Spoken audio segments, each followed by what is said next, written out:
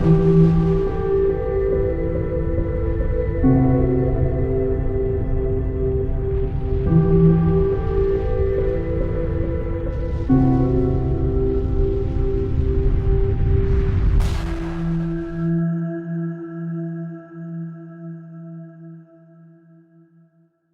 les amis, nous sommes le jeudi 1er octobre, ça y est, on est en octobre 2020 et on va prendre des nouvelles avec nos avocats favoris sur le port du masque et des nouvelles actions. Salut Séverine, salut Rémi. Bonjour Sylvano. Bonjour Silvano. Alors qu'est-ce que ça a donné les deux recours principaux? Alors Silvano, s'agissant effectivement des actions nationales, les actions contre le décret du 10 juillet et le décret du 30 juillet ont été lancées devant le Conseil d'État avec des avocats au Conseil, hein, donc c'est en cours.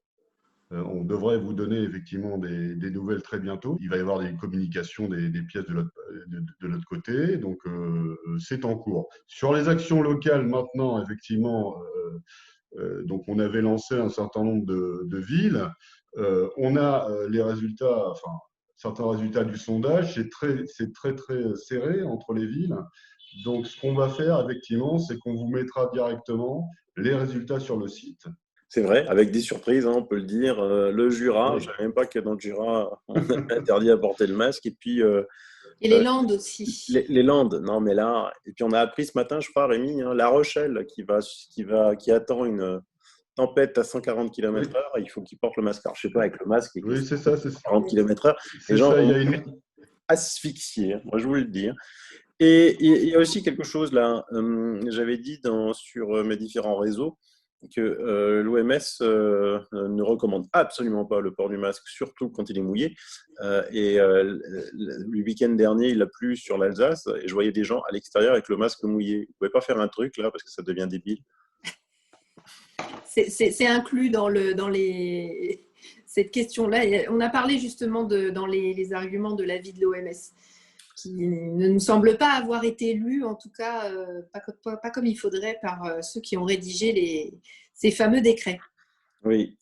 Et j'ai aussi mis quand même quelque chose d'important parce que moi, en tant que patron d'entreprise, je dois respecter certaines normes, hein, sanitaires, mais à tous les niveaux, hein, que ce soit pour la protection du travailleur isolé, que ce soit pour la pollution. Et là, j'ai un ami qui est aussi patron d'entreprise qui a fait un test avec une machine, parce que lui, il est dans l'industrie, hein, donc il faut qu'il fasse attention. Et dans ce test, il dit que l'usage des masques est dangereux. Avec les masques chirurgicaux, les poisons relevés par l'appareil sont le formaldéhyde et le toluène. Une entreprise est fermée pour de tels niveaux, si on avait autant de niveaux que ce que dégage un masque. Donc là aussi, c'est quelque chose à prendre en compte parce qu'on dit « Ah, mettez un masque, taisez-vous hein, », sans se rendre compte de toutes les études qui montrent que ça ne sert à rien. Mais en plus, maintenant, non seulement on asphyxie les gens, et en plus, il y a des poisons dans ces masques. Absolument. Et ces masques, en fait, vont se retrouver dans les déchets et donc dans l'océan. En plus, voilà. Puisqu'on ne se préoccupe pas du tout du côté écologique, moi je vois des masques jetés par terre. Tu marches dans la rue, il y a des masques par terre, dans des poubelles ouvertes, hein, tu sais, les poubelles grillagées, il y a les masques dedans, et ça devient fou et n'importe quoi. Un nid à microbes. Un nid à virus, si tant Voilà. qu'il y ait, il y a des virus dedans. Et donc là, vous vouliez aussi vous attaquer à l'énorme scandale qui arrive. Là. Ils ferment les salles de sport, les restaurants, les bars. Ben oui, parce que on pensait que, enfin c'est pas qu'on pensait qu'on aurait fini après le masque, il n'y aurait plus rien. On se doutait bien qu'ils n'allaient pas rester comme ça, mais je dirais une mesure liberticide en cache une autre. Là, on est donc sur les restos. On a eu beaucoup de sportifs, de restaurateurs, d'associations de sportifs qui nous ont dit mais on comprend pas, on nous impose en fait un protocole sanitaire depuis le début conditionnant notre réouverture. On respecte ce protocole. Il n'y a pas de problématique en fait de cluster dans les restaurants ou dans les salles de sport et on nous demande de fermer. Donc, ces restaurateurs et ces salles de sport et ces sportifs qui ont été quand même très brimés pendant le confinement ne comprennent pas. Surtout qu'aujourd'hui, je reprends les chiffres du professeur Toussaint, c'est 27 millions, je crois, de sportifs en France qui ont repris leurs activités depuis septembre.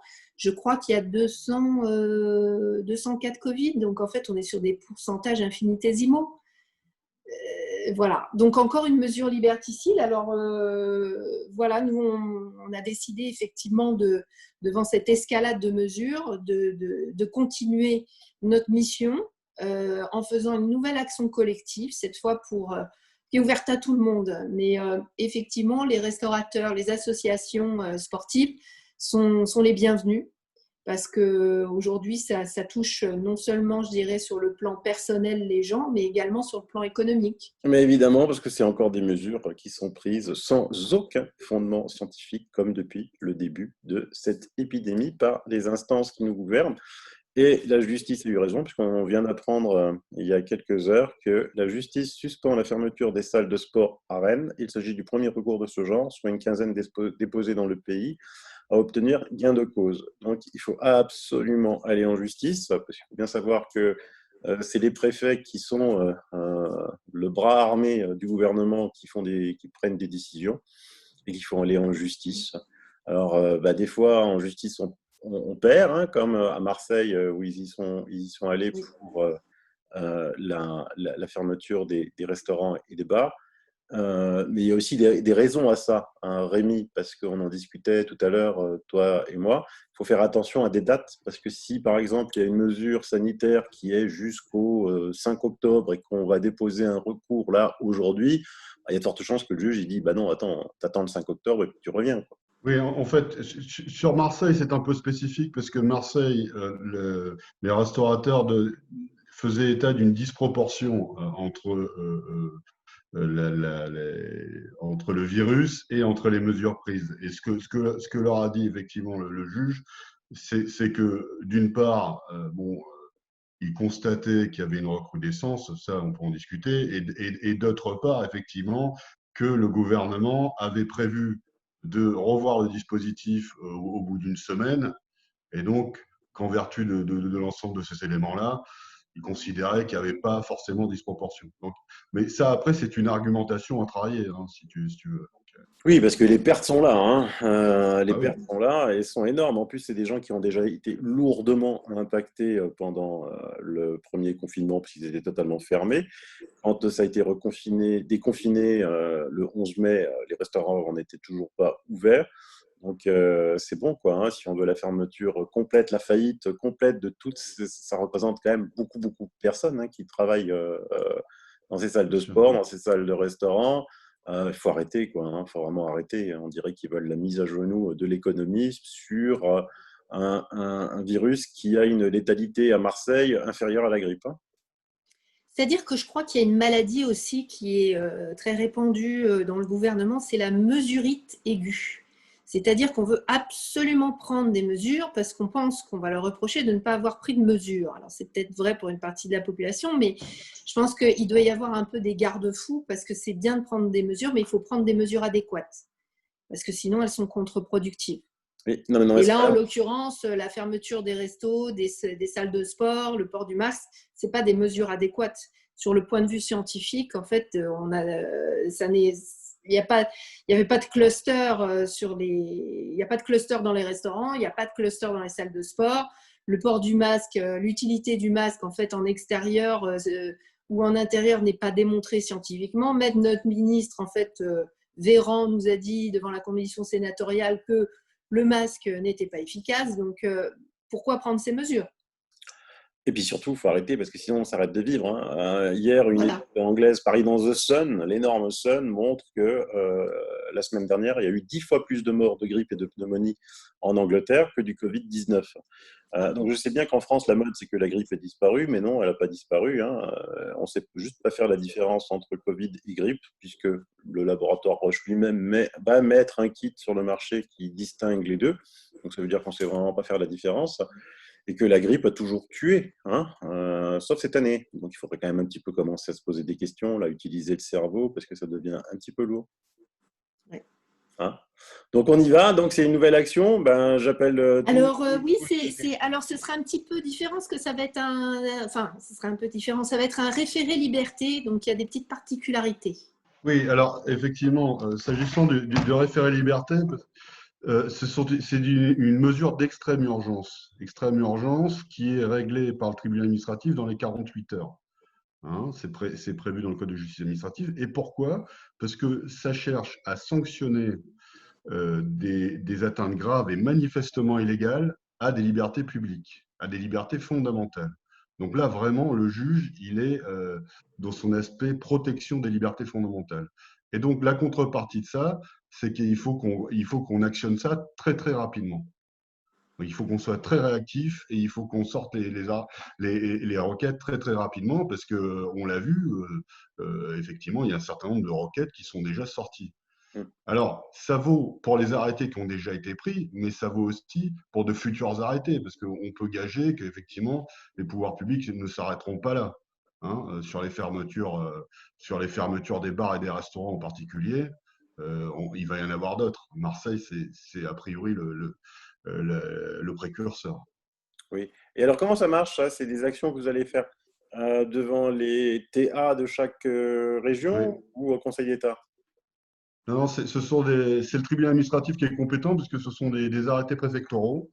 Donc, il y a des circonstances locales et on va débattre ça avec chaque tribunal, ce qui est intéressant puisque chaque juge des référés a une conception différente. Donc, ça nous permettra de faire valoir notre argumentation devant plusieurs juridictions et devant plusieurs juges. Mm.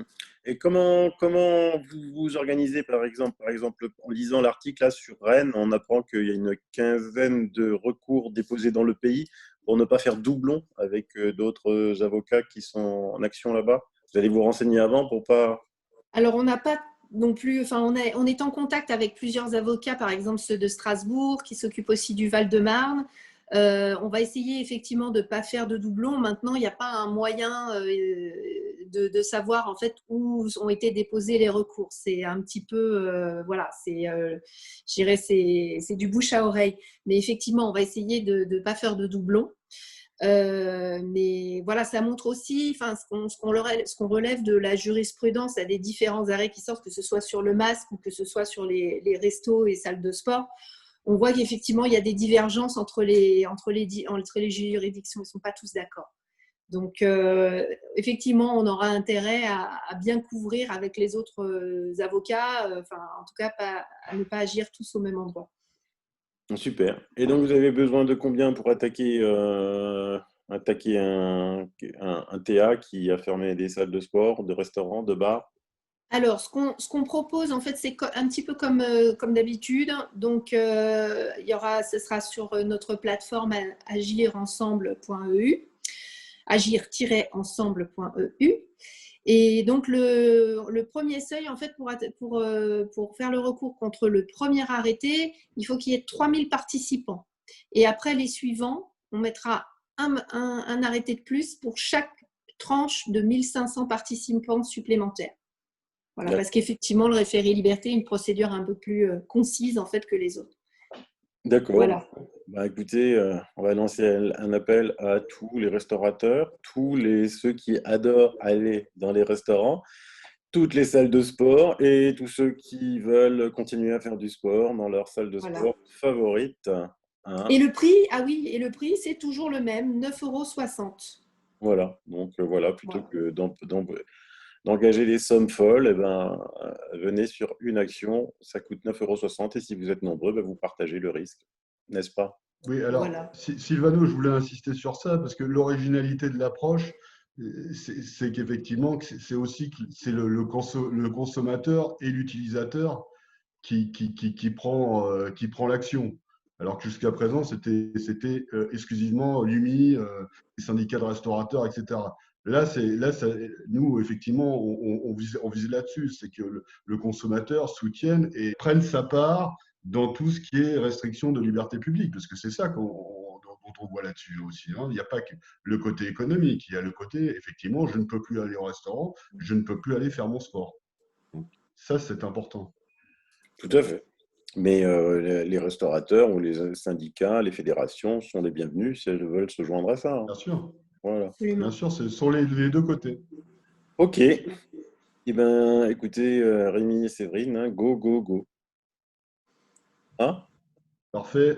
Qu'est-ce qu'il ne faut pas faire hein, pour continuer à vivre dans ce pays? C'est un truc de fou. Ah oui, c'est ça, ça devient complètement hallucinant.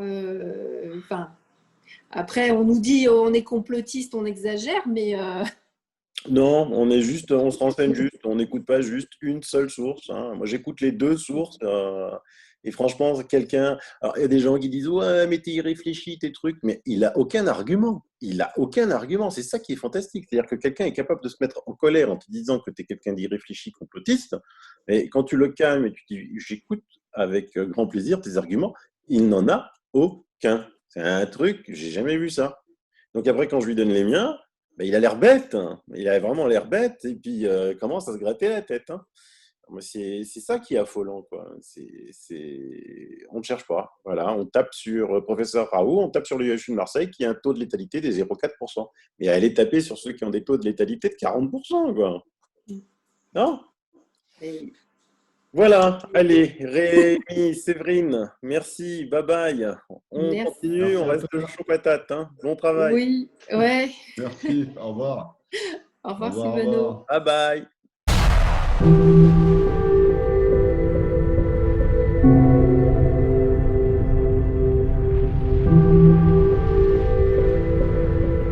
bye.